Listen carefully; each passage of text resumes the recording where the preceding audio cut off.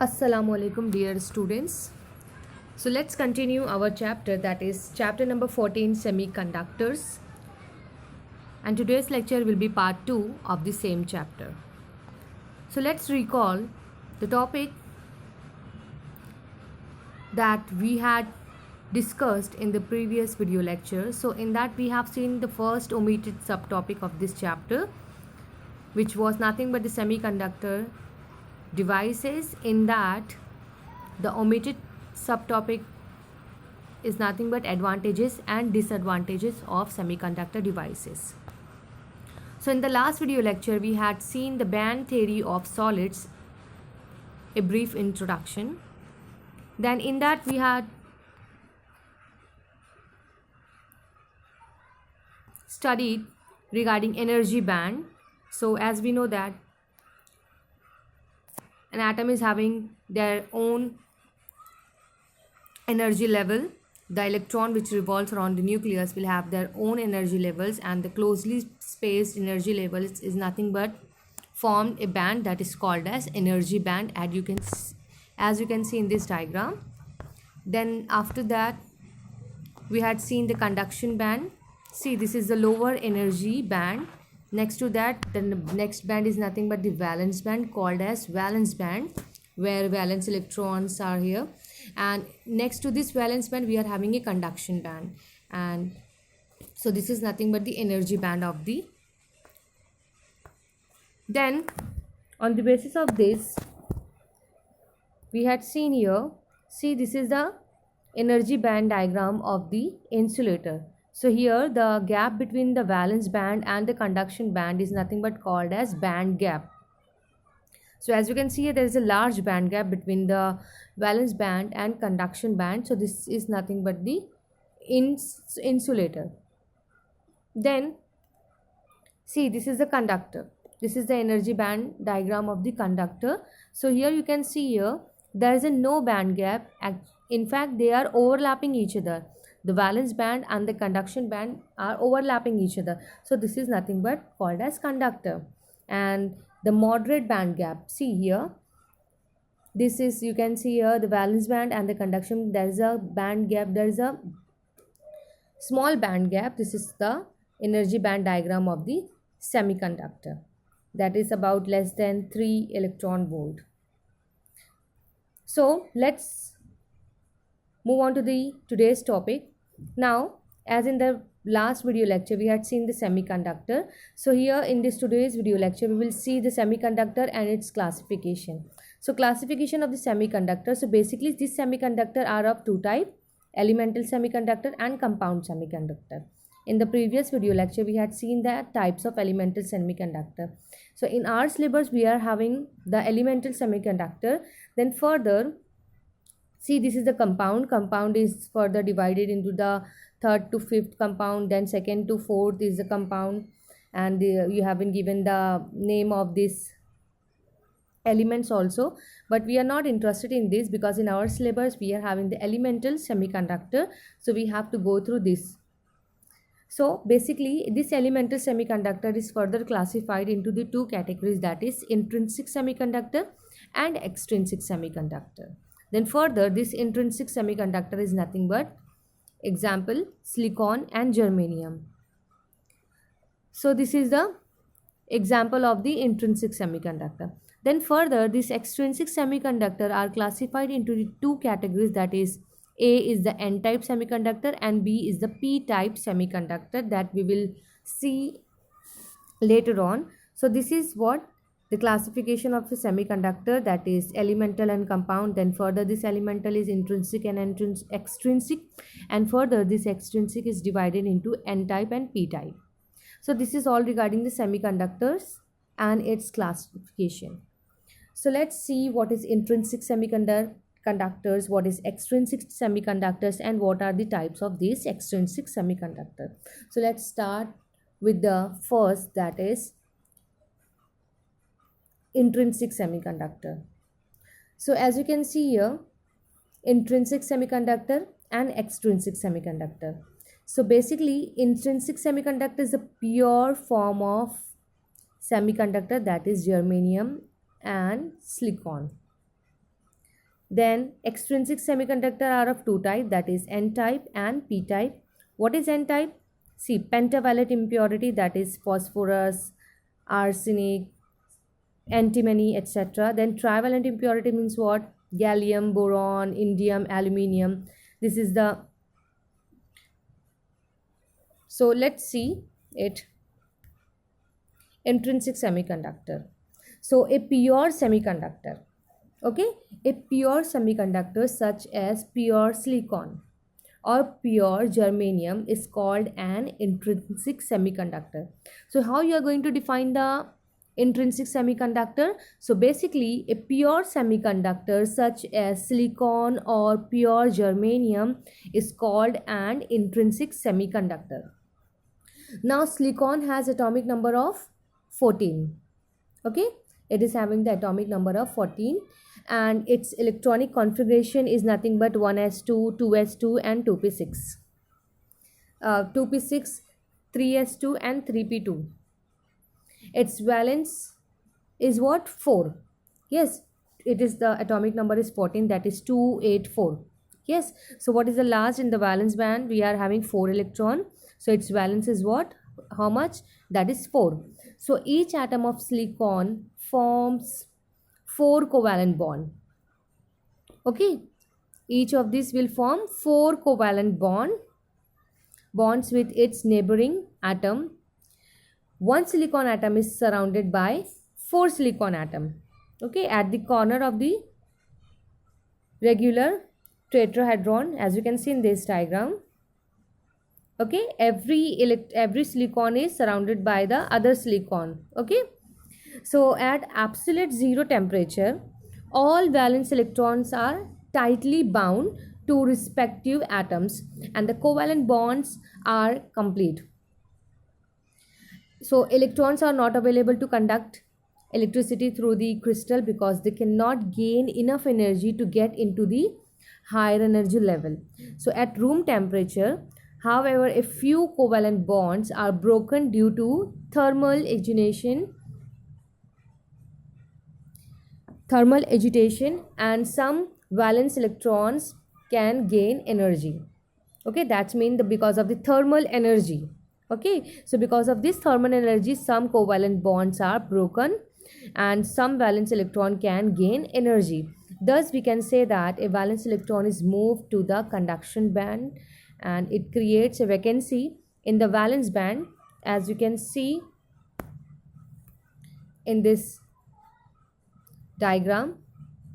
See, this is the valence band. Then because of the thermal energy, some electrons can jump to the conduction band.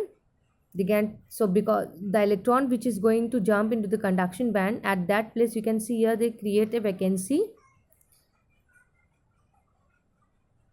So these vacancies of electron in the valence band are called holes. Okay, see, as you can see here. So this is called as holes. Now the free electron and the fine. The holes are thus absence of electrons in the valence band and they carry an effective positive charge. So holes is nothing but carry a effective positive charge. For an intrinsic semiconductor, the number of holes per unit volume, that is the number density, that is NH, your number of hole is nothing but NH, and the number of free electrons per unit volume, that is Ne.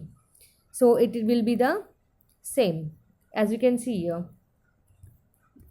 See, the amount of electron will get into the conduction band, they will call free electron, and they will leave a place which is called as hole. So the number of electron and the number of hole will be equivalent in the intrinsic semiconductor. So as you can see here, NH, that is number of hole, and Ne, that is number of electron, it will be equivalent. So electric conduction through an intrinsic semiconductor is quite interesting. There are two different type of charge carrier in a semiconductor. One is electron and other is hole or absence of electron, you can say. So electrical conduction takes place by transportation of both carriers or any one of the two carriers in a semiconductor. So when a semiconductor is connected in a circuit, As you can see in this diagram, electrons being negatively charged,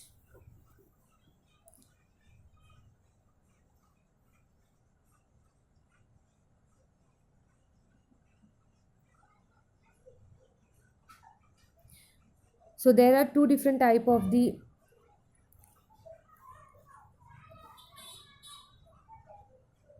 so this is the circuit where electron being negatively charged move towards positive terminal of a battery. Holes have an effective positive charge and move towards the negative terminal of the battery. Thus, the current through a semiconductor is carried by two type of charge carriers move in opposite direction. This conduction mechanism makes semiconductor very useful in designing a large number of electronic devices. So as you can see in this diagram, this is represents the current through a semiconductor. Hence, no electronic devices can be fabricated using them. Addition of a small amount of suitable impurity to an intrinsic semiconductor increase its conductivity.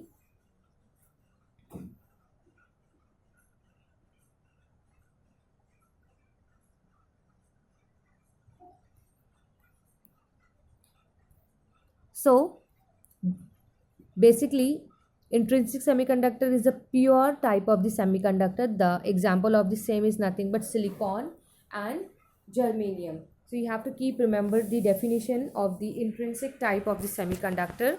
Then further, we are having the next type, that is extrinsic semiconductor. So the electrical conductivity of an intrinsic semiconductor is very low at room temperature. Hence, no electric device can be fabricated using them. Addition of a small amount of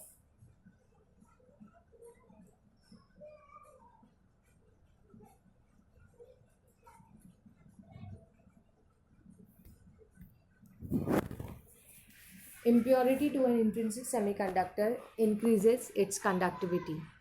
So the process of adding impurities to an intrinsic semiconductor is called doping. So what is doping? The process of adding impurities to an intrinsic semiconductor or pure semiconductor is called doping. So the semiconductor with impurity is called doped. That is doped. So semiconductor or an extrinsic semiconductor, the impurity is called the dopants. Okay, that is dopants. The dopant material is so selected that it does not disturb the crystal structure of the host. Okay, so the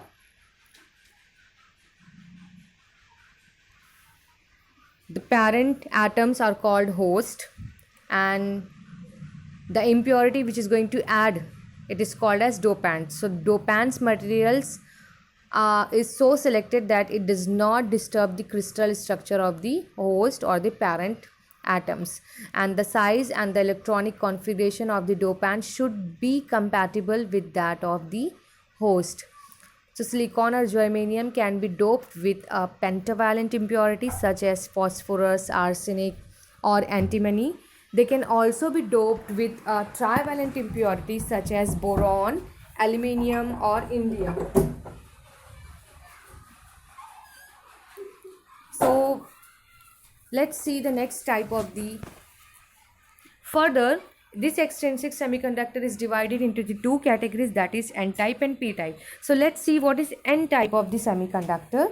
So when a silicon or germanium crystal is doped with a pentavalent impurity, pentavalent, penta stand for 5, yes. So when silicon itself is the tetravalent, because in the last band we are having 4 electrons, so they are the tetravalent. 4 valence electron is there, so they are the tetravalent. And what we are going to dope it with a pentavalent impurity such as phosphorus, The atomic number of the phosphorus is nothing but 15. That's mean in the last or the valence band we are having how much electron? 5 electron. So they are the pentavalent because 5 is the valence electron. We are having 5 valence electron in the phosphorus. So phosphorus, then we can say we can have arsenic or antimony. So we get n-type semiconductor. Now see, this is the schematic electronic structure of antimony. So when a dopant atom of 5 valence electrons occupy the position of a silicon atom in the crystal. See, this is antimony. Okay. Now antimony is having 5 valence electron in the outermost shell, and silicon is having 4 valence electron in their outermost shell. So what will happen here?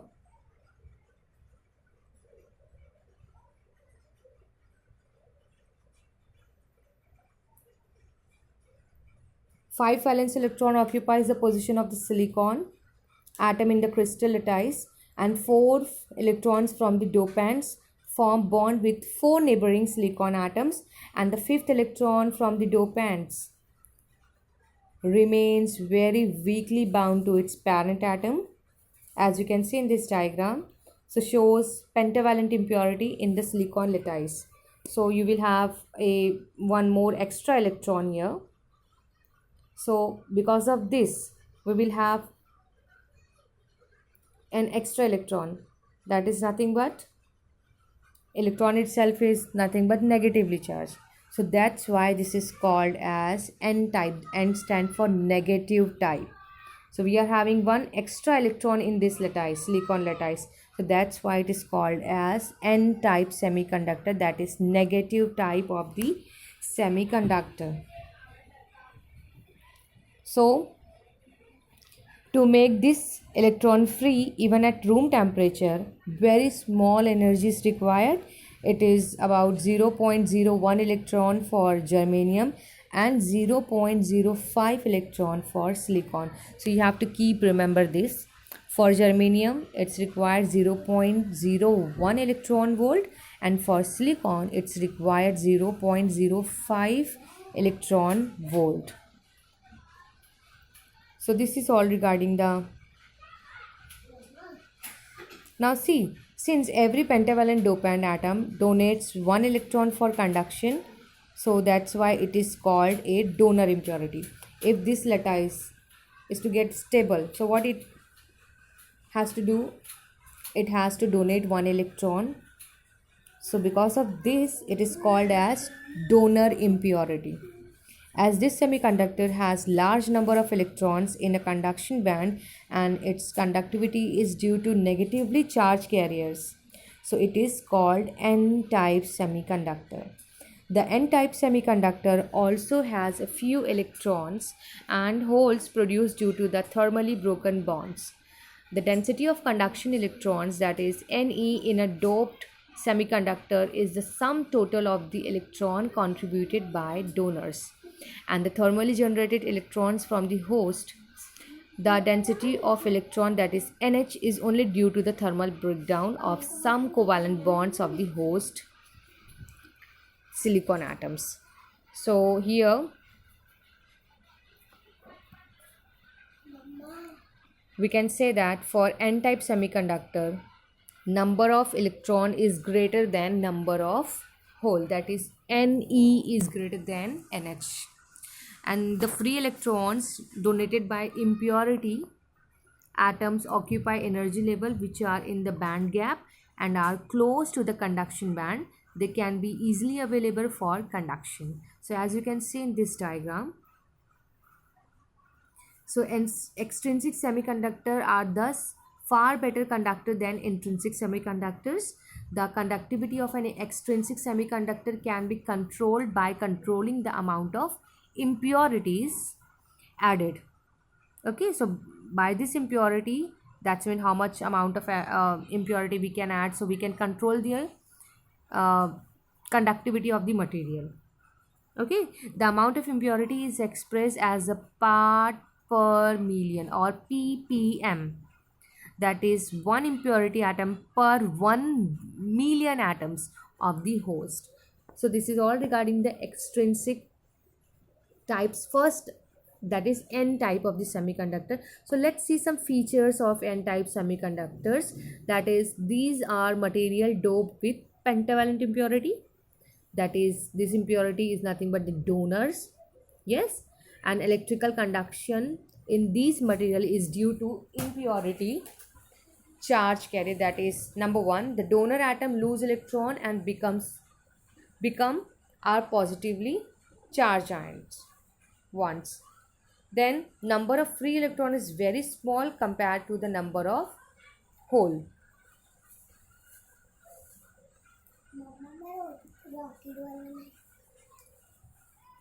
So in n type impurity, number of electron will be greater than as compared to number of hole. Okay, so here you can make a correction.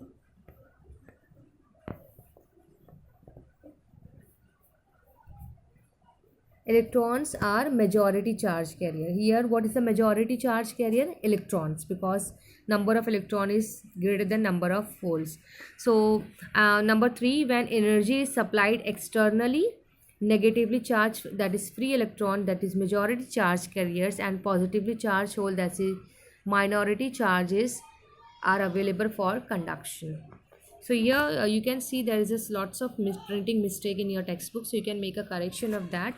So this is all regarding the feature of n-type semiconductor.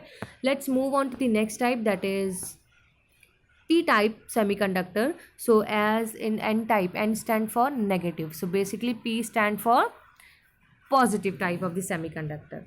So let's see. Now when silicon or germanium crystal is doped with trivalent impurity. So as we know that silicon and germanium itself is a tetravalent impurities. When we add a pentavalent impurity, so we will have negative type of the semiconductor. So when we are 4 to 5 we have done. Okay, then when we are having again, that is silicon and germanium, that is the tetravalent impurity.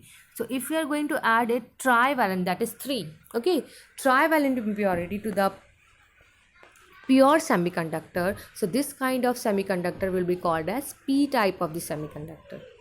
So basically boron, that is having atomic number of 5, that is 2 3, yes, है ना. So then further we can have aluminium, that is 13, that is 283. So and then indium. So if you observe in that, the last outermost shell we are having 3 electron, that's when they are the tetravalent.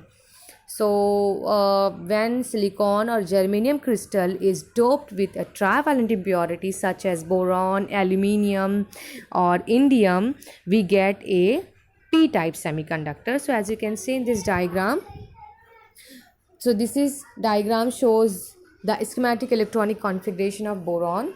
The dopant trivalent atom has one valence electron, that is less than that of silicon atom, and every trivalent dopant atom shares its 3 electron with 3 neighboring silicon. Okay, see, this is the boron we are having.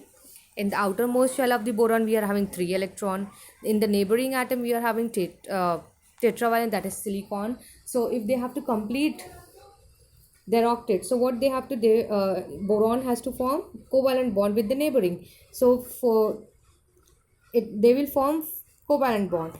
But at the 4th side, we are, as boron is having 3 electron in their outermost shell, so what will have 1 electron? Yes, one place will be there. This vacant is nothing but it creates hole. Okay, so that's mean this silicon atom, but the 4th bond between silicon atom and its neighbor is not complete. So as you can see here,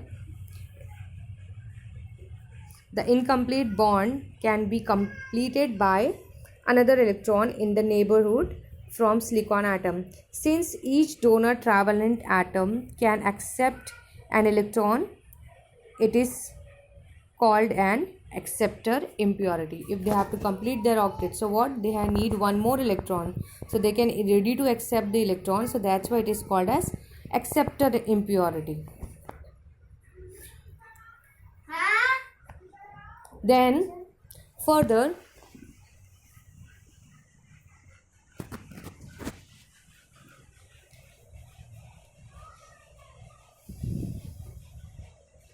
the shared electron creates a vacancy in its place. This vacancy or the absence of electron is called as hole. Thus, a hole is available for conduction from each acceptor impurity atoms. Holes are majority carriers and electrons are minority carriers in such materials.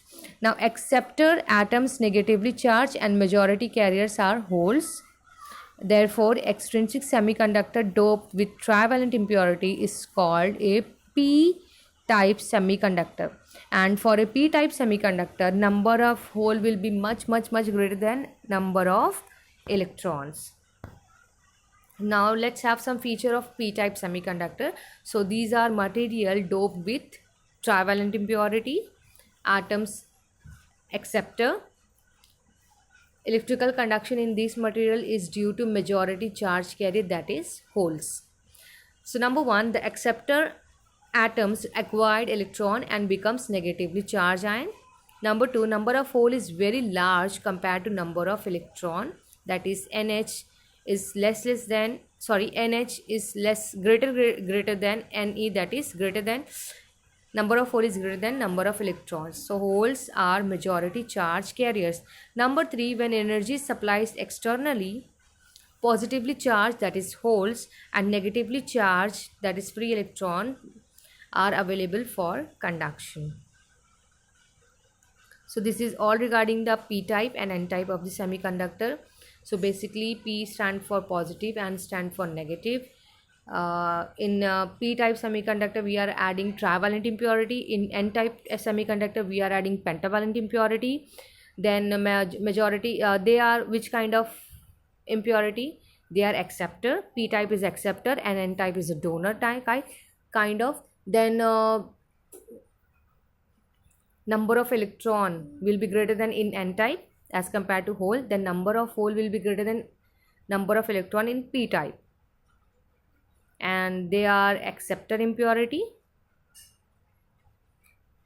and n-type will be donor impurity. So these are the some difference between the p-type and n-type semiconductor. So next to that we are having charge neutrality of extrinsic semiconductors. So the n-type semiconductor has excess of electrons, but these extra electrons are supplied by the donor atom, which become positively charged. Since each atom of donor impurity is electrically neutral, the semiconductor as a whole is electrically neutral. Yes, we know that. Here excess electrons refers to an excess with reference to the number of electrons needed to complete the covalent bond in a semiconductor crystal. These extra free electrons increase the conductivity of the semiconductor. Similarly, a p-type semiconductor has hole or absence of electrons in some energy level when an electron from a host atom fills this level. The host atom is positively charged and the dopant atom is negatively charged, but the semiconductor as a whole is electrically neutral. Thus, we can say that n-type as well as p-type semiconductors are electrically neutral. So this is all regarding the n-type and p-type of the semiconductor. So as we have seen, the semiconductors are classified into the two, that is elemental and compound. Further, the elemental is classified into two categories, that is intrinsic semiconductor and extrinsic semiconductor. What is intrinsic semiconductor? The pure semiconductor is called as intrinsic semiconductor, for example silicon and germanium. Now what is extrinsic semiconductor? When we add some impurity to the pure semiconductor, so this kind of semiconductor will be called as extrinsic semiconductor. Now the process of adding impurity to the pure semiconductor, that is silicon and germanium, it is called as doping. Okay, and the impurity itself is called as dopants. So further, this extrinsic semiconductor is divided into the two categories, that is N type and P type. N stand for negative, P stand for positive. Why N stand for negative? So because in pure when in pure semiconductor we are adding a pentavalent impurity, so we will get a N type of the semiconductor. Now as we know that silicon is having 4 valence electron, and when we are going to add impurity to the pure semiconductor crystal, so this impurity will be nothing but the pentavalent. That is, we are going to add a pentavalent impurity, for example phosphorus.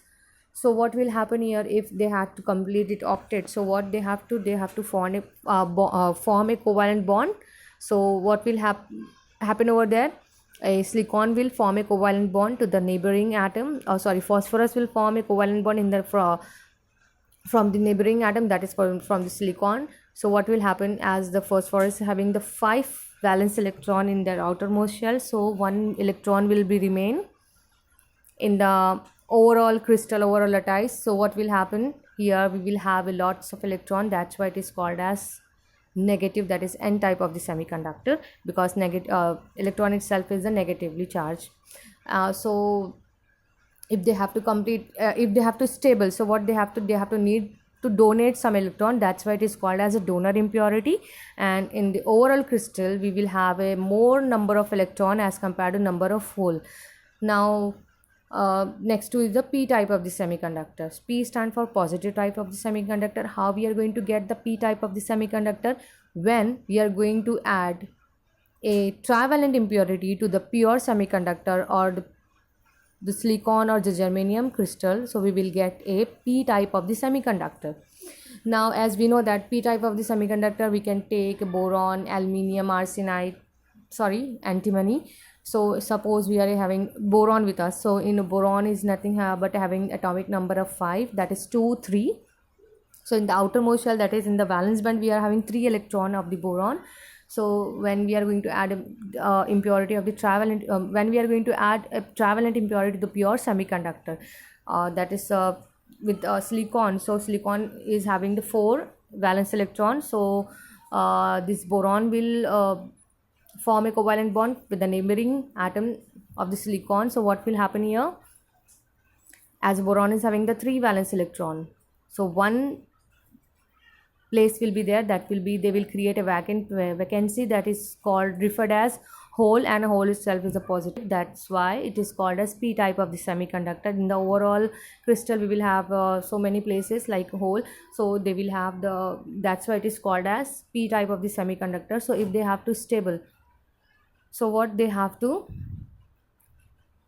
they have to accept one more electron so that they can complete. So that's why it is called as acceptor impurities. And in the overall crystal we will have lots of number of hole will be much more compared to number of electron. So that's why the number of hole will be greater than number of electron, and the charge carrier here, it will be holes. So this is all regarding the types of the semiconductor. So in the next video lecture we will have some more interesting topic. Till then, keep studying.